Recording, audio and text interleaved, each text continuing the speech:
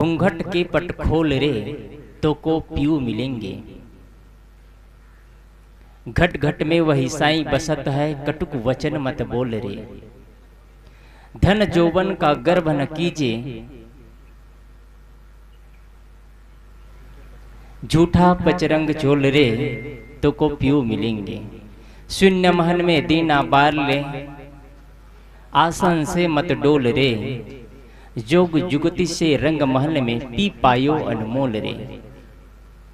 कहें कबीर आनंद भयो है, बाजत अनहद ढोल रे। सदगुरु कबीर साहब के पद कई बार आप लोग सुने होंगे, कई बार इसकी व्याख्याएं सुने होंगे और हम सब अर्थ जानते हैं। शायद मैंने जैसे ही पद कहा वैसे ही आपके मनोवृत्ति का विचार का पर्दा खुल गया होगा कि इसका अर्थ ये होगा, लेकिन अंतर इतना रह गया है कि जानत है पर मानत नहीं। सदगुरु कबीर साहब कह रहे हैं इस पद में, घूंघट के पट खोल रे तो को पीऊ मिलेंगे। घूंघट क्या है आप राजस्थान वालों को मैं बताऊं तो अजूबा होगा। घूंघट के बारे में जितना आपके राजस्थान और मध्य प्रदेश वाले जानते हैं, शायद इस भारत में कोई नहीं जानते होंगे। हम लोग बिहार, छत्तीसगढ़, मध्य प्रदेश, राजस्थान, महाराष्ट्र, गुजरात सारी जगहों में जाते हैं, लेकिन घूंघट ये मध्य प्रदेश और आपके राजस्थान में दिखता है। कोई स्त्री अपने सिर पर पर्दा डाले रहती है, वही है घूंघट। सदगुरु कबीर साहब कहते हैं इस पद में, घूंघट के पट खोल रे तो को पीऊ मिलेंगे। कोई स्त्री अपना पति का दर्शन करना चाहे तो उनको अपना पर्दा हटाना होगा। सदगुरु कबीर साहब एक उदाहरण देकर के कह रहे हैं, ये किसके लिए है? मनोवृत्ति के लिए है। मनोवृत्ति में जो अज्ञानता का पर्दा लगा है उसको हटाना होगा। हम अज्ञानता के पर्दा से ढका हुआ है। मन में जो काई छाया हुआ है, कई परत के काई लगा हुआ है, उस पर काई को निकालना होगा, मनोवृत्ति को साफ करना होगा, तब कहीं हमको अपने परमात्मा से मुलाकात हो सकती है। पहली बात तो अविद्या का पर्दा क्या है इसको जानना होगा। अविद्या क्या है? हमारे जीवन में तो अविद्या ही अविद्या है। काम, क्रोध, लोभ, मोह, राग, द्वेष, हिंसा, जलन, तेरे मेरे, लड़ाई झगड़ा, ये सारे चीज तो अविद्या ही है। विद्या कहाँ है? अविद्याओं से इतना घिरे हुए हैं हम कि इसको हटाने में न जाने कितने वर्षों लग जाए। इन अविद्याओं के पर्दों को हटाते हटाते जीवन बीत जाता है। हम एक अविद्या को हटा नहीं पाते हैं और कई नई अविद्या पैदा हो जाता है हमारे जीवन में। हमारे जीवन से एक दोष खत्म नहीं हुआ और न जाने कितने दोष और गढ़ लिए हमने, नए नए जीवन में अपना दुर्गुण बढ़ाते चले गए। क्या परमात्मा से मुलाकात हो पाएगा? जब तक हम मन को साफ नहीं करेंगे, मन को नहीं धोएंगे, मन को नहीं संवारेंगे, तब तक हम परमात्मा को जान ही नहीं पाएंगे, आत्मा से परमात्मा तक पहुंच ही नहीं पाएंगे। सबसे पहला काम है अविद्या के पर्दा को हटाना। अभी उदाहरण दे रहे थे दर्पण की। दर्पण में काई लगा है, चेहरे को पोंछ रहे हैं। मन खराब है, हम बाहर संवार रहे हैं। मन गंदा है, बाहर की सफाई कर रहे हैं। मन गंदा है, शरीर को धो रहे हैं। लोगों ने क्या कहा? अभी कुंभ मेला लगा था, गंगा तो दर्शनात् मुक्ति। गंगा में स्नान करने से नहीं, मात्र दर्शन करने से मुक्ति मिल जाती है। तो कुछ लोगों ने कहा गंगा के नाम जपने से ही मुक्ति मिल जाती है, तो दर्शन करने की जरूरत भी नहीं है। जो गंगा का मुख्य पॉइंट था कुंभ मेला में, वहां व्यवस्था ऐसे किया गया था कि गंगा के मुख्य पॉइंट तक कम से कम 70 करोड़ लोगों ने स्नान किया। एक औसत निकाला सरकार ने, पर डे करके जोड़ते जोड़ते कैलकुलेट करते करते तो सरकार ने कहा 70 करोड़ लोग स्नान किए, तो 70 करोड़ लोगों में 3 करोड़ लोग गंगा तक नहीं पहुंच पाए हैं, मुख्य पॉइंट तक। लोगों को डाइवर्ट कर देते थे, तुम इधर जाओ, तुम उधर जाओ, तुम उधर जाओ, मुख्य पॉइंट तक कोई नहीं पहुंच पाया। और मुख्य पॉइंट तक कोई पहुंचे या ना पहुंचे, शरीर मन में गंदगी है, शरीर में गंदगी नहीं है। शरीर के गंदगी तो कहीं भी साफ किया जा सकता है, लेकिन मन को कहीं भी साफ नहीं किया जा सकता है। मन को सत्संग से ज्ञान अर्जन करने के बाद में सेवा स्वाध्याय और साधना से साफ किया जा सकता है। क्या हम मन को धोते हैं? ये जीवन के केंद्र में क्या है? आत्मज्ञान हो जाने के बाद यदि कुछ सुधारना होता है तो आदमी दोष दुर्गुण को तुरंत त्याग देता है, एक झटके में त्याग देता है। एक आदमी बीड़ी पीता है, एक दिन में 70-80 बीड़ी पीता था। एक संत से मुलाकात हुई, संत ने बताया तुम गलत कर रहे हो, तुम अपने समय और शक्ति धन सब कुछ चौपट करते चले जा रहे हो, तुम अपने जिंदगी को तबाह कर रहे हो। उनको सारी बात समझ में आई, वो एक पल में बीड़ी त्याग दिया। क्या मन के विचारों को भी एक पल में त्यागा जा सकता है? मन को एक पल में धोया जा सकता है? मन को धोने में समय लगता है, मन को गड़ने और छीलने में समय लगता है। एक सज्जन अभी मेरे पास बैठे थे, कहे साहब जी मेरे पास कोई चीज की कमी नहीं है, मेरे 4 बच्चे हैं, चारों बच्चे अपने अपने जगह सेट हो गए हैं, कोई चीज की कमी नहीं है, लेकिन जीवन में बनता ही नहीं है, पति और पत्नी में नहीं बनता, आपस में टक्कर चलता है। वो समझ रहा है इन बातों को और उनके अंदर चेष्टा है कि मैं जीवन को बदलूं। तो कौन बदलेंगे इसको? ज्ञान यहाँ से मिलता है, ज्ञान यहाँ से मिलता है, बदलना खुद को होगा। क्या हुआ है आखिर उनके जीवन में? संपत्ति की कमी नहीं है, धन और ऐश्वर्य और गाड़ी और घोड़े की कमी नहीं है, मैंने जीवन में जो कुछ करना चाहिए सब कुछ कर लिया। वो खुल करके बता रहे हैं, अपने बुराइयों को त्यागने को तैयार हैं, लेकिन कहते हैं मेरे पास जब कोई बात होती है तो मैं क्रोध को नहीं रोक पाता हूं। क्रोध को आदमी नहीं रोक पाता, ये अविद्या का पर्दा है। हम क्रोध को नहीं छोड़ पाते हैं, लोभ को नहीं छोड़ पाते हैं, राग और द्वेष को नहीं छोड़ पाते हैं। अपने अंदर एक खुमारी है, अहंकार चढ़ा हुआ है, उन अहंकारों को त्याग नहीं कर पाते हैं। क्या जीवन में आत्मकल्याण प्राप्त कर पाएंगे? जब हम अपने जीवन के छोटे छोटे दोषों को नहीं छोड़ पा रहे हैं तो क्या हम आत्मा और परमात्मा को समझ पाएंगे? ये अविद्या का पर्दा सहज नहीं है। इसलिए जीवन में जो कुछ मिला है जन्म से लेने के बाद में यदि ज्ञान प्राप्त हो जाता है तो अपने जीवन को ऐसे सजाना और संवारना चाहिए कि जीवन में अविद्याएं ना आने पाए। जीवन में काम और क्रोध, राग, द्वेष, लोभ, मोह, तेरे मेरे की लड़ाई झगड़ा, इन चीजों से अपने को बचा करके रखे। ये जीवन माया जाल है पूरा। गोस्वामी जी कहते हैं, गो गोचर जो लग जाए सो सब माया जान हो भाई। जहां तक हमारी इंद्रियों से और शरीर में जो स्पर्श होता है सारी चीज तो माया है। इन माया से कैसे बचना है, ये संतों के सानिध्य में जाकर के बचा जा सकता है। पूरी संसार में माया का बाजार लगा हुआ है, सब जगह माया पकड़ा। जो सदगुरु कबीर साहब और अन्य जितने भी संत हुए हैं बड़ी उच्च दृष्टि से कहते हैं, जो कुछ भी दिखाई देता है वो सब माया है, और माया छूटने वाली चीज है, और संसार में उसी को पकड़ा जा रहा है। संसार में बताया जा रहा है यहाँ जाओ वहां जाओ, यहाँ स्नान करो, वो तीर्थ यात्रा करो, मुक्ति मिल जाएगी। ये चीज नहीं कहा जा रहा है कि सब कुछ छोड़ते चले जाओ तो अब मुक्ति मिलेगी। सदगुरु कबीर इस पंक्ति में, इस पद में पूरा बताते हैं, घूंघट के पट खोल रही, अविद्या का पर्दा हटा दो तो सारी चीजों से मुक्ति मिल जाएगी। एक आदमी बीड़ी और सिगरेट पीता है, बीड़ी और सिगरेट छोड़ देता है, अविद्या हट गई। एक आदमी गाली गलौज देता है, गाली गलौज छोड़ दिया, अविद्या हट गई। एक आदमी रोज सत्संग करता है, लेकिन जो आपके भाषा में क्या कहते हैं, खैनी कहते हैं, गुटखा कहते हैं, उसको नहीं छोड़ पा रहे हैं। आपका सत्संग बेकार चला गया, बेकार हो गया आपका सत्संग। हमारे एक एक सद्गुण से जीवन का निर्माण होता है। हम जब एक एक दुर्गुणों को छोड़ते चले जाते हैं, एक एक बुराइयों को त्यागते जाते हैं, तो त्याग से ही त्याग का बड़ बढ़ सकेगा। जो करेगा शुरुआत वो ही चढ़ सकेगा। त्याग करते जाएंगे तब तो चढ़ेंगे। हम चाहेंगे कि एक बार में हम सीधा 10 फीट की छत पर चढ़ जाएं, इम्पॉसिबल, संभव नहीं है। एक के बाद स्टेप बाय सीढ़ी बनाया जाता है। उन सीढ़ियों में चढ़ते हैं, 8-8 इंच की सीढ़ियों में 6-6, 7-7 इंच का जो सीढ़ी होता है स्टेप, उसमें चढ़ते जाते हैं, तब कहीं ऊपर चढ़ते हैं। हम एक छलांग लगा करके ऊपर नहीं चढ़ सकते हैं। हम एक एक बुराइयों को त्यागते जाते हैं। एक दिन ऐसी स्थिति आती है हमारे जीवन में कोई बुराई है ही नहीं है, तब लगता है अब मुझे जैसे जीना चाहिए था अब जी पा रहा हूँ। अपने वो लौट करके देखते हैं, 10 साल पुरानी बातों को याद करते हैं, मैं वही व्यक्ति हूँ जो छोटी छोटी बातों पे उलझ जाता था। मैं वही व्यक्ति हूँ जो बीड़ी, सिगरेट, तंबाकू, गुटखा, अंडा, मांस, मछली, शराब, इन सारे चीजों में डूबा हुआ था।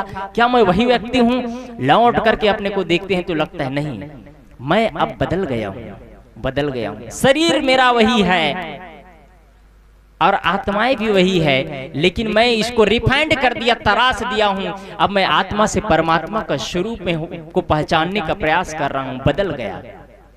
विज्ञान भी कहती है कि 7 साल में शरीर के सारे परमाणु बदल जाते हैं,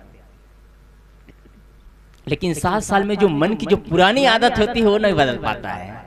सब कुछ बदल जाता है 7 साल में, शरीर के पूरे परमाणु में बदल जाता है, लेकिन जीवन की जो पूरी आदतें हो नहीं बदलता है, क्योंकि उसको हमने बना करके रखा है ना। कौन बना करके रखा है? हम तो पालते हैं बुरी आदतों को, क्रोध को हम पाल करके रखते हैं। बीड़ी और सिगरेट को हम पाल करके, कोई दूसरा डालता है मुंह में बीड़ी और सिगरेट को, तंबाकू को दूसरा डालता है। गाली गलौज देने के लिए कोई परमात्मा आकर के बैठता है यहाँ पर, तुम गाली दो, निंदा चुगली करने के लिए हम अपने जीवन को खुद बर्बाद करते हैं। सदगुरु कबीर साहब की पंक्ति, घूंघट के पट खोल रे तो को प्यू मिलेंगे, घट घट में वही साईं बसत है, कटुक वचन मत बोल रे। सदगुरु कबीर साहब की अगली पंक्ति है उस पद का, घट घट में वही साईं बसत है। अब रही बात, साईं क्या चीज है? साईं ईश्वर कहें, परमात्मा कहें, आत्मा कहें, वही चीज है। आत्मा का आच्छादित कर देना, आत्मा को रिफाइंड कर देना, परमात्मा बन जाता है। ईश्वर इसी को भी कह सकते हैं, भगवान इसी को कह सकते हैं। ये सबका मालिक है, ये ईश्वरों का ईश्वर, भगवानों का भगवान, देवताओं का देवता, ये आत्मा ही परमात्मा है। इसके अलावा इस दुनिया में कुछ भी नहीं है, कुछ भी नहीं मिल सकता है आपको। सदगुरु कबीर साहब इस पंक्ति में कह रहे हैं, घट घट में वही साईं बसत है, कटुक वचन मत बोल रे। हर घट में, किस घट में? जिस घट, घट मतलब समझ रहे हैं आप मेरी बातों को, घट मतलब जगह की बात नहीं है, घट उस घट में जिस घट में ईश्वर हृदय निवास करता है। अच्छा, हृदय ईश्वर कहाँ निवास करता है, इस बात को पहले समझे। ईश्वर कहिए आप, चाहे परमात्मा कहिए, चाहे भगवान कहिए, ये कहाँ निवास करता है? भगवान कृष्ण अर्जुन से कहते हैं, पार्थ हृदय में ही ईश्वर निवास करता है। क्या ये माइक में ईश्वर, माइक में हृदय होगा? क्या ये मोबाइल में हृदय होगा? क्या ये टेंट में हृदय होगा? क्या गाड़ी और घोड़े में हृदय होगा? क्या पत्थर में हृदय होगा? क्या मंदिर में हृदय होगा? कहाँ हृदय हो सकता है? लोग कहते हैं ईश्वर हृदय में निवास करता है, एकदम साफ साफ बातें हैं। जब पत्थर में हृदय नहीं हो सकता तो वहां ईश्वर भी नहीं है। ईश्वर फिर होगा तो कहां होगा? ईश्वर मनुष्य में होता है, ईश्वर प्राणियों में होता है। जहां जीव है वहां ईश्वर है, जहां जीव है वहां ही हृदय का निवास होता है। जीव है तब हृदय है, तब ईश्वर है। जहां शून्य है, जो बोलता नहीं, चलता नहीं, खाता नहीं, पीता नहीं, डोलता नहीं, इसमें तो हृदय हो ही नहीं सकता, फिर उसमें ही ईश्वर कहां से निवास करेगा? घट घट में वही साईं बसत है, जिसे साईं कहते हैं, परमात्मा कहते हैं, खुदा कहते हैं, गाड कहते हैं, अल्लाह कहते हैं, देवी देवता, भगवान भगवती, जो कुछ भी कहते हैं आप, वो घट घट में है, साईं निवास कर रहा है। सदगुरु कबीर साहब बहुत महत्वपूर्ण चीज इस पंक्ति में कह रहे हैं, कटुक वचन मत बोल रे तो को प्यू मिलेंगे। कटुक वचन, हम हर हमेशा कटु वचन बोलते हैं। बोलो तो पहले तोलो, कब कितना कहाँ उचित है। जुबा न तुम लड़ाओ, भला कौन तुम्हें बिगाड़ेगा। बातें न तुम बिगाड़ो, भला कौन तुम्हें बिगाड़ेगा। हम वाणियों को बिगाड़ते हैं। हमारे आज भारत देश में जितने लड़ाइयाँ चल रही है, 80% लड़ाई, कोर्ट में जो आज लड़ाइयाँ चल रही है, 80% बात की लड़ाई है। मेरे भाई ने ऐसे कहा, मेरे पड़ोसी ने ऐसे कहा, मेरे पति ने ऐसे कहा, मेरे पत्नी ने ऐसे कहा, मेरे बच्चे ने ऐसे कहा, मेरे माँ ने, मेरे पिता ने ऐसे कहा। बात की लड़ाई है, धन की लड़ाई नहीं है। आत्मीय सज्जनों, आपका घर टूटता है और बिखरता है, धन के लिए नहीं टूटता बिखरता है। आपस में एक दूसरे का अहंकार होता है, तब लड़ाइयाँ पैदा होती है। एक दूसरे के सामने झुकना नहीं चाहते हैं। पति पत्नी के पास नहीं झुकना चाहता है, पत्नी पति के पास नहीं झुकना चाहती है, क्या घर स्वर्ग बनेगा? नरक का द्वार बनेगा। अपने जीवन को हम नहीं संवार पाते हैं, सास बहू को नहीं समझ पा रहे हैं, बहू सास को नहीं समझ पा रहे हैं, भाई भाई को नहीं समझ पा रहे हैं, देरान जेठास को नहीं समझ पा रहे हैं। जीवन को नरक बना करके रखे हैं हम, और जीवन में शांति चाहते हैं, आत्मा कल्याण चाहते हैं, कहां से मिल पाएगा? जीवन में तो हमने पूरा भंगार भर करके रखा है, कटु वचन बोल बोल करके रिश्तों और नातों को तोड़ करके पूरा बर्बाद कर दिया है। क्या जीवन में आत्मा शांति मिल जाएगी? घट घट में वही साईं बसत है। आदमी क्या किया है भी? भगवान, देवी देवता, खुदा, गॉड, ईश्वर, अल्लाह, परमात्मा इंसान में नहीं देखता है, इंसान में उनको दिखाई नहीं देता है। इंसान में यदि ईश्वर देख ले, इंसान में यदि परमात्मा देख ले, इंसान में यदि भगवान देख ले, तो लड़ाई किसके साथ में करेगा? उनका पेट का भोजन कैसे हजम होगा? समस्या तो ये है। तब क्या किया इंसानों ने? बड़ी बुद्धिमान और चालाक आदमी है इंसान। भगवान को मंदिर में बिठा लिया, तुम यहाँ बैठो, मैं ऑफिस में जाकर के घूस ले रहा हूं, तुम बोलना मत, मेरे ऑफिस में तुम मत आना। तुम मंदिर में बैठो, मैं शराब भट्टी में जाकर के बोतल लगा रहा हूं, दम वहां पर तुम मत आना। तुम मंदिर में बैठो, भगवान को मंदिर में बिठा दिया। मैं जब वकालत करता हूं तो कोर्ट में बैठता हूं तो जज की गद्दी पर मेरा निर्णय कभी कभी गलत पक्ष की ओर जाता है, क्योंकि मैं घूस लिया होता हूं। भगवान को मंदिर में बिठा दिया, इंसान में भगवान नजर नहीं आ रहा है। सदगुरु कबीर साहब उस चीज को दिखा रहे हैं। घट घट में वही साईं बसत है, घट घट में हर मनुष्य के अंदर, हर जीव के अंदर वही प्राणी और परमात्मा बैठा हुआ।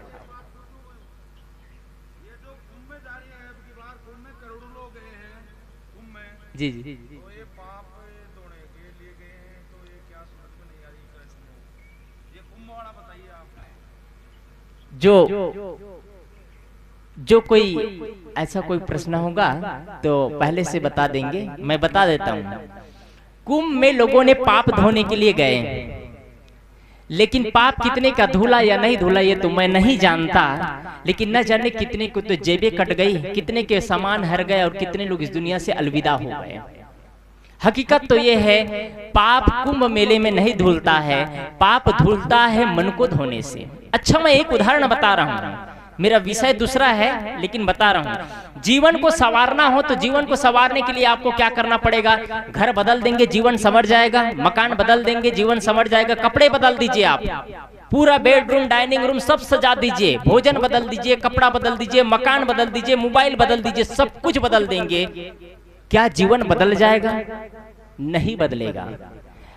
कोई कुंभ मेला में जाकर के कोई कुछ नहीं बदला, स्नान किया आ गया। अगर जीवन को बदलना है, पाप को धोना है, तो पाप धुलता है अंतःकरण की पवित्रता से। जब अंतःकरण को बदलते हैं, मनोमस्तिष्क को बदलते हैं, विचारों में परिवर्तन लाते हैं। आज तक मैं क्रोध करता था, अब क्रोध नहीं करूंगा, ये जीवन बदल जाएगा। आज तक मैं झूठ बोलता था, झूठ नहीं बोलूंगा, जीवन बदल जाएगा। इसके लिए गंगा स्नान करे या ना करे कोई फर्क नहीं पड़ता है। मैं मूल बात पर आऊं, यह विषय फिर से कभी बोला जाएगा। सदगुरु कबीर की पंक्ति, घट घट में वही साईं बसत है, कटुक वचन मत बोल रहे। हट घट में वही साईं बसता है। जो भगवान परमात्मा आप मंदिर में देखते हैं, वो भगवान परमात्मा तो आपका बनाया हुआ है, लेकिन असली परमात्मा और भगवान जिन्होंने हमको बनाया, क्या उस परमात्मा के लिए हमारा हाथ जुड़ता है? मंदिर में जाकर के अगरबत्ती और दीप जला लेते हैं, मंदिर में जाकर के पानी डाल लेते हैं, क्या माता पिता के चरणों में पानी डाले हैं कभी? क्या माता पिता के चरणों में मत्था टेका है कभी? क्या माता पिता और बच्चों को सम्मान और सत्कार दे पाए हैं? मंदिर में जाकर के पूजा कर लेते हैं। जो दीप, जिसको दीप की जरूरत नहीं उसको दीप दिखाया जा रहा है, जिसको सुगंध की जरूरत नहीं उसको सुगंध किया जा रहा है, और जिसको दीप की जरूरत है उसको अंधेरा में ढेला जा रहा है। जिसको भोजन का जरूरत है उसके भोजन का निवाला छीना जा रहा है। क्या साईं और परमात्मा वहां मिलेंगे? जब हमारा जन्म हुआ था, कौन सा परमात्मा हमको जन्म दिए हैं? मंदिर में बैठे भगवान हमारे हमको बचाने नहीं आया। जब विषम परिस्थिति में हम उलझ रहे थे, विषम परिस्थिति हमारे सामने आई, कोरोना महामारी जैसे तांडव बीमारियां आया, उस समय भी कोई भगवान काम नहीं आया, इंसान रूपी भगवान काम आया। मैं इस पंक्ति को आगे लूं, इसमें कहूं तो समय निकल जाएगा। घट घट में वही साईं बसत है, कटुक वचन मत बोलना। कटुक वचन नहीं बोलना है। यहां से आप क्या करेंगे? एक ही काम करके जाइएगा। आज जितने लोग हैं, आज से मैं कटु नहीं बोलूंगा। यदि आप समझ रहे हैं इस चीजों को और सुन करके जा रहे हैं तो मैं समझूंगा मेरा बोलना सार्थक है और आपका आना सार्थक है। और आप लोग एक कान से सुनेंगे और दूसरे कान से निकाल देंगे तो आपका आना भी बेकार है और मेरा बोलना भी बेकार है। यहाँ से सब लोग संकल्प होकर के जाइए, अब मुझे क्रोध नहीं करना है, कटुक वचन नहीं बोलना है, तेज आवाजें नहीं बोलना है, मधुर और मीठे शब्दों का प्रयोग करना है। सदगुरु कबीर साहब बहुत ही सरल उदाहरण दे करके कहते हैं, बहुत ही सरल ढंग से कहते हैं। अंदर में साईं और परमात्मा बैठा हुआ है, सब घट में वही चीज है। किसी के साथ कटु भरे वाणी को प्रयोग न करे। सदगुरु कबीर साहब कहते हैं, धन जोवन का गर्व न कीजिए, झूठा पचरंग चोल रे।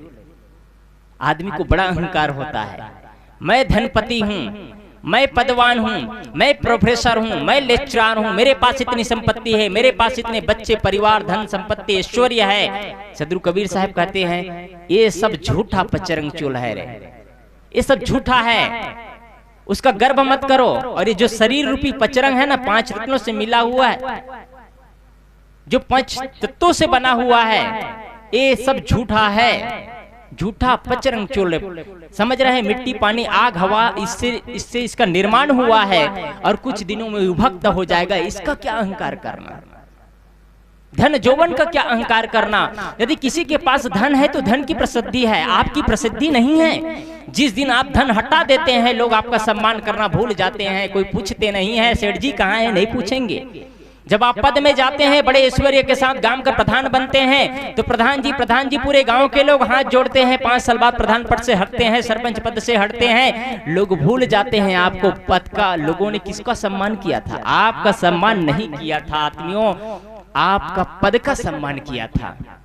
आपके पास ऐश्वर्य है तो लोग ऐश्वर्य का सम्मान करते हैं, आपका सम्मान नहीं। आपका सम्मान वो होगा जो आपके पास कोई पद हो या ना हो, आपके पास गाड़ी हो, घोड़े हो, मकान हो, दुकान हो, ना हो, कोई फर्क ना पड़े। लोग आपका सम्मान आपके सरलता से करें, लोग आपका सम्मान आपके सहजता से करें, लोग आपका सम्मान आपके मृदुभाषिता से करें, लोग आपके सम्मान आपके प्रेम से और जीवन में जो निर्वाणता की स्थिति है उससे करें। लोग आपका सम्मान आपके जीवन में जो मीठापन देखते हैं, किसी से उलझता नहीं, किसी से राग और द्वेष नहीं करता, किसी से अहंकार नहीं करता, किसी से लड़ाई नहीं करता, सबसे हाथ जोड़ता है, झुकता है, चलता चला जाता है। आपकी श्रद्धा और सहजता से कोई सम्मान से अगर आपका सम्मान करते हैं, ये आपका गौरव होगा, पद और सम्मान आपका गौरव नहीं। इसलिए इस चीज को बना करके रखे, धन जोबन का गर्व न कीजिए, इसका अहंकार मत कीजिए। धन जोबन तो हाथ का मैला है, कब छूट जाएगा। राजा कब रंग बन जाता है कोई ठिकाना नहीं है। जिसके पास में ना जाने कितने कितने राजमहल थे, कितने गाड़ियां घोड़े थे, आज लोग रोड पर आ जाते हैं, कौन जानता है किस स्थिति में क्या हो जाए। आज हमारा शरीर स्वस्थ दिख रहे हैं, रूप का यौवन का अहंकार करते हैं, मैं सुंदर देखता हूँ, सुंदर बोलता हूँ, मेरा समाज जुड़ता है, मेरे से लोग प्रभावित होते हैं, मैं अहंकार करूँ, ये भी काम आने वाला नहीं है। शरीर में एक बीमारी आएगी, सब टट्टी पेशाब होकर के निकल जाएगा, शरीर खाली पड़ जाएगा, अहंकार खत्म। किसका अहंकार करें? शरीर से सुंदर दिखते हैं, सुंदरता किस काम की? आप शरीर से सुंदर बने या ना बने, पूजा चरित्र की नहीं, पूजा चित्रों की नहीं होती है, पूजा चरित्र की होती है। आत्मीय बंधुओं, पूजा चित्र की नहीं, चरित्र की होती है। चित्र को बनाने में समय नहीं लगता है। आजकल डेंटिंग पेंटिंग का दुकान खुला हुआ है, जिसे आपके भाषा में ब्यूटी पार्लर कहते हैं, मेरे भाषा में डेंटिंग पेंटिंग है वो। जहां पुट्टी लगा करके 2 मिनट में चेहरा बदल देते हैं, 2 मिनट में आपका चेहरा बदल देंगे और काले को गोरे, गोरे को काले कर देंगे। लेकिन एक चरित्र को बनाने में 10 साल, 20 साल, 30 साल, 40 साल भी कम पड़ जाता है। आत्मीय सज्जनों, पूजा चरित्र की होती है, चित्र को नहीं होती है। धन जौवन का गर्व न कीजिए, झूठा पचरंग चोल रे। ये जो 5 तत्वों से बना शरीर है, ये चोला, ये झूठा है, इसका कोई अहंकार नहीं होना चाहिए। इसलिए इसमें हम साधना करें। सदगुरु कबीर साहब अगले पंक्ति में साधना की बात बताते हैं। शून्य महन में दीना वार ले, शून्य महन में दीना जलाना है आपको, आसन से मत डोल रे। शून्य महल इस शरीर के लिए कह रहे हैं। शून्य महल, शून्य ये शरीर है, लेकिन शरीर होते हुए भी इसमें शून्यता प्राप्त करना है। जब आप ध्यान की समाधि में जाते हैं, समाधि में पहुंचते हैं, न वहां आप शरीर होते हैं, न गुरु, न कोई शिष्य, न कोई राग, न द्वेष, न तेरे, न मेरे, कोई चीज का विचार आदान प्रदान नहीं होता है। वहां शून्य में, शून्य महन में दिन ना बार ले। कौन सा दिन ना बारना है? आत्मा तत्व को समझना है, अपने आप को महसूस करना है। जब आप अकेले में बैठते हैं और अकेले में बैठ करके पूर्ण रूप से अकेले हो जाते हैं, अकेले में होकर के भी भीड़ में रहता है आदमी। एक आदमी ध्यान कर रहा है और ध्यान करते करते ध्यान कर रहा है और ध्यान करते करते चला गया मंडाई में हलवाई के पास बैठ करके चटपटी खा रहा है। वो ध्यान कर रहा है कि चाट खा रहा है? ध्यान तो कर रहा है, मंडाई उनको दिख रही है, वो भीड़ में है, एकदम भीड़ में पड़ा हुआ है। उनके साथ में ना जाने कैसे कैसे विचार आ रही हैं, भीड़ दिख रहा है, लोगों को तामझाम दिख रहा है। ये भीड़ काम नहीं आएगा। लेकिन एक आदमी बहुत भीड़ में बैठा हुआ है और बहुत भीड़ में बैठ करके कोई विचार नहीं, शांति से बैठा है, एकदम रिलैक्स, शरीर में होते हुए भी, शरीर में होते हुए भी शरीर का अहंकार नहीं, उनके पास मन होते हुए भी मन में कोई विचार नहीं, मन में कोई विचार नहीं। यह है निर्विकल्प समाधि। योग चित्त वित्त निरोध। योग से, योग की साधना यह है चित्त वित्तों का निरोध कर देना।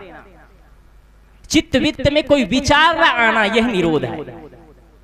हमारे मन में कैसे कैसे विचार दौड़ते रहते हैं, भूत का, भविष्य का, हम इसी में दौड़ते रहते हैं। वर्तमान में कभी जीते ही नहीं है। वर्तमान में हम जीना शुरू कर देंगे, उस दिन न राग होगा, न द्वेष होगा, न लड़ाई होगा, न झगड़ा होगा, न तेरे न मेरे, कोई चर्चाएं नहीं होगी। शून्य महन में दिन ना बार ले। जब हम अकेले में बैठ करके आत्मचिंतन करते हैं और विचारों को देखते देखते एक ऐसी स्थिति आती है जहां निर्विचार हो जाते हैं, यही है दीना बारना, यही है दीप प्रज्वलित करना। आसन से मत डोल रे। सदगुरु कबीर साहब कहते हैं, ये दुनिया के आशाओं में मत डोलना, ये तेरे मेरे संसार का ऐश्वर्य दिख रहा है, संसार का जो राग द्वेष की चीज, माँ वही चीज दिख रही, इन संसार की चीजों में उलझना मत, ये सब विलुप्त हो जाने वाला है, ये सब काम आने वाला नहीं है। आसन से मत डोल रे। इन चीजों के आशाओं में अपनों को डोलना नहीं है, अपने को बना करके रखना है, अपने जीवन को संवारना है, अपने जीवन का सुंदर निर्माण करना है। सदगुरु कबीर साहब अगली पंक्ति में कहते हैं, जोग जुगत से रंग महल में पी पायो अनमोल रे। जोग जुगति से, जोग जुगति का मतलब समझ रहे हैं आप? जोग जुगत मतलब होता है योग युक्ति से, योग युक्ति के द्वारा रंगमहल में, इस शरीर में पी पायो अनमोल रे। योग के साधना द्वारा, योग से साधना से जीवन की परम ऊंचाई तक पहुंचना है और पी अंतर आत्मा रूपी परमात्मा से साक्षात्कार करना है। ये कैसे होगा? जब हम अपने योग से, साधना से, योग से बैठ करके, ध्यान में बैठ करके चित्त वृत्तियों को हम बदलते जाते हैं, चित्त वृत्तियों को हम सही दिशा में ले जाते हैं, मन में विचार आना बंद हो जाता है, जब अपने आप में हम समाहित हो जाते हैं। तो सदगुरु कबीर साहब कहते हैं, पी पायो अनमोल। यही है पी रूपी परमात्मा से मिलना। क्या हम पी रूपी परमात्मा को जान पाते हैं? सबसे प्रिय है वो। क्या उस परमात्मा को समझ पाते हैं? जब तक हम ध्यान के गहराई पर नहीं जाएंगे, तब तक हम परमात्मा से मुलाकात नहीं कर पाएंगे। इसलिए हम योग युक्ति से, जिस किसी प्रकार से हम योग युक्ति में, ध्यान में, समाधि में बैठ करके हम जीवन के समयों को सदुपयोग करें। हम समय को कहाँ लगाते हैं? पूरी दुनिया की मायावी चीजों में लगा रहे हैं। क्या हम अपने लिए समय दे पाते हैं? अपने लिए हमारे जीवन में 5 मिनट का समय नहीं है। पूरा धन ऐश्वर्य के लिए समय है, गाड़ी घोड़े, मकान, दुकान, बिजनेस, व्यापार के लिए समय है। क्या हम अपने लिए समय निकाल पाते हैं? हमको अपने लिए समय निकालना चाहिए। सदगुरु कबीर साहब कहते हैं, कहें कबीर आनंद भयो हैं। अब आनंद भयो हैं, बाजत अनहद डोल रे। बाजत अनहद डोल रे। कहें कबीर आनंद भयो हुआ, आनंद की स्थिति आ गई है। कब आनंद की स्थिति आती है? बाजत अनहद डोल रे। बिना नाहद नाद के, बिना नाद के, बिना कोई आवाज के, जब अपने ही अंदर कोई आवाज सुनाई दे, वो अनहद नाद है। और उसमें हम लीन हो जाए और एक ऐसी स्थिति आई जिसमें कोई विचार नहीं, कोई आवाज नहीं, उस परम तत्व तक पहुंच जाते हैं, शून्य की समाधि में चले जाते हैं। यही सबसे बड़ी समाधि है। चित्र में ध्यान लगाना ये ध्यान की प्रक्रिया है, नाद में ध्यान लगाना ये ध्यान की प्रक्रिया है, बिंद में ध्यान लगाना ध्यान की प्रक्रिया है, विचारों में ध्यान करना ये ध्यान की प्रक्रिया है। लेकिन ध्यान नहीं है। ध्यान तो वह होता है जहां आप बैठ जाते हैं, न कोई चित्र है, न कोई विचार है, न कोई नाद है, न कोई बिंद है, न कोई सहारा है, बस आप अपने आप में लीन हो जाते हैं। उच्च समाधि है, ये सबसे बड़ी समाधि है। सदगुरु कबीर के बहुत ही प्रसिद्ध पद है, घूंघट के पट खोल रहे। जो भी इस पद पर चिंतन करता है वो आदमी परम तत्व को प्राप्त कर लेता है, जीवन में उपलब्धि प्राप्त कर लेता है। बहुत ही महत्वपूर्ण पंक्ति है इसमें। घट घट में वही साईं बसत है, कटुक वचन मत बोल रे। घट घट में वही साईं बसता है, कटु वचन किसी से नहीं बोलना चाहिए। हम हर समय कटु वचन का उपयोग करते हैं। कटु वचन से हमारा जीवन बर्बाद हो जाता है। हम जब जब कटु बोलते हैं तो हमारे वाणी में कटुता नहीं आती है, इस चीज को याद रखिएगा। जब हमारा अंतःकरण कटु होता है तब वाणी में कटुता आती है। अगर अंतःकरण पवित्र रहेगा तो वाणी में कटुता कभी नहीं आएगी। लोग कहते हैं मैंने अचानक गलती से बोल दिया, मुझे माफ करना भाई साहब, मैं अचानक बोल दिया।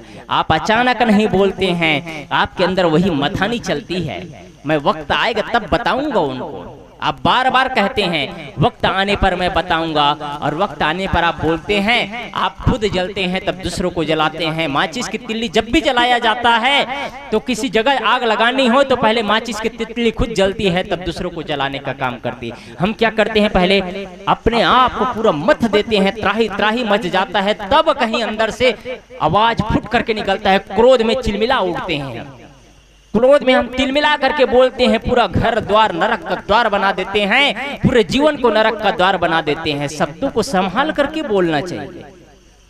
कभी जानवर कटु वचन नहीं बोलता है और इंसान होकर के कटु वचन बोले। जानवर को कभी कटुता भरे शब्दों से बोलते देखा गया है क्या? कोई कोई जानवर होते हैं जो आपस में लड़ते हैं, कभी कभी लड़ते हैं। और इंसान क्या है, जो हर पल हर समय अपने पत्नी से लड़ेगा, अपने बच्चे से लड़ेगा, अपने माँ बाप से लड़ेगा, अपने पड़ोसी से लड़ेगा। लड़ लड़ के जीवन को तबाह कर दिए। लड़ने के लिए जीवन मिला है, इतना सुंदर जीवन मिला है, पवित्र विचार मिला है, पवित्र वातावरण मिला है, सुंदर माता पिता मिले हैं, सुंदर बच्चे मिले हैं। ये जीवन को संवारना चाहिए था, जीवन को सींचना चाहिए था, आनंद से जीवन को जीना चाहिए था, तो जीवन को नरक का द्वार बना लिए हैं। क्या खाना है क्या नहीं खाना ये भी पता नहीं चलता है, क्या बोलना है क्या नहीं बोलना है ये भी नहीं पता चलता है। खान पान की पवित्रता नहीं होती है, बोलने चालने की पवित्रता नहीं होती है। जीवन पूरा अविद्या से ही भरा हुआ है। अविद्याओं के पर्दा को हटाना होगा। मैं ये नहीं कह रहा हूं कि जीवन में यदि उपलब्धि चाहते हैं तो ये पूजा करना, वो पाठ करना, ये तंत्र मंत्र पढ़ना, ये जाप करना, इन चीजों से कुछ देर के लिए शांति मिल सकती है आपको आत्मीय सज्जनों। लेकिन जीवन में यदि परम उपलब्धि प्राप्त करना चाहते हैं तो बाहर के सहारे की जरूरत नहीं। आपको अपने अंदर ही सारी दवाइयां हैं, आपके अंदर ही सारी अच्छाइयां हैं। उन अच्छाइयों को लेकर के जीना तो शुरू करिए, आप शुरुआत तो करिए। कई लोग 30 साल 40 साल 50 60 70 80 साल हो जाता है, बोलने की तमीज नहीं आती है, बुढ़ापे आ जाते हैं, शरीर जर्जर हो रहा है, शरीर शिथिल होता चला गया है, शरीर में जोश नहीं, एनर्जी खत्म होता चला गया। लेकिन वाणी तो आज भी अहंकार भरे निकलता है, वाणी तो आज भी कटु भरे निकल रहा है। क्या आपके बुढ़ापे में जब शरीर में जोश नहीं तो वाणियों में जोश क्यों दिखाते हैं? जिस समय शरीर में जोश था उस समय होश की अवस्था नहीं है। अब शरीर बुढ़ापा जर्जर आ गया तब तो होश की अवस्था में आना चाहिए। इसलिए जीवन को संवारे, सदगुरु कबीर के सुंदर पद को जीवन में आचरित करे और जीवन को सही दिशा की ओर ले जाए। जीवन को अपना ऐसा बदलते चले जाए कि अपने आप में महसूस हो कि अब मैं सुंदर जीवन का निर्माण कर रहा हूँ। इसलिए यहाँ से मैंने कहा कि यहाँ से एक चीज लेकर के आप सभी से जाना है, सभी को जाना है कि अब मुझे कटु नहीं बोलना है। सिर्फ एक चीज मैं कह रहा हूँ, बाकी सारी चीजों को छोड़ दीजिए। आप कटुता छोड़ते हैं, आपका अहंकार कम होता है। कटुता छोड़ते हैं, आपकी विनम्रता बढ़ती चली जाती है। कटुता छोड़ते हैं, आपकी सरलता बढ़ती चली जाती है। कटुता छोड़ते हैं, आपका वैर विरोध खत्म होता चला जाता है। कटुता छोड़ते हैं, किसी के साथ मन मुटाव नहीं होता है। एक काम करना शुरू है आपको, शुरुआत एक चीज से, सिर्फ एक चीज शुरू करते हैं, आपका कई चीज बदल जाता है। एक चीज शुरू करते हैं, आपका कई चीज बदल जाता है। आप महसूस करते हैं वास्तव में बहुत लाभ मिल रहा है। जिनके सामने बोलने पर ही आपस में द्वेष बढ़ जाता था, जिसके सामने खड़े होती ही चर्बी बढ़ जाती है, एक दूसरे लाल पीना शुरू हो जाते हैं, उन अहंकार के पारा को डाउन करना है, अपने से झुक करके कहना है अब मुझे बदलना है। आप प्रेम से अपने बातों को रखें, ताकि घर में आप जाए तो आपके बच्चे कहें, आपके सास ससुर कहें, आपके माता पिता कहें, आपके बहू बेटे कहें कि हमारे पापा जी सत्संग में गए थे तो कुछ बदल करके आए, कुछ बदल करके आए। मैं आप लोगों से आज क्या मांग रहा हूं? मैं सिर्फ कटुता मांग रहा हूं, मेरे को दे दीजिए ना, मैं प्रयागराज में ले जाकर के ठंडा कर दूंगा। कटु आप लोग छोड़ करके जाइएगा यहाँ से। एक चीज उदाहरण दे रहा हूं, आप किसकी पूजा करते हैं, उपासना करते हैं, आपकी पद्धति है,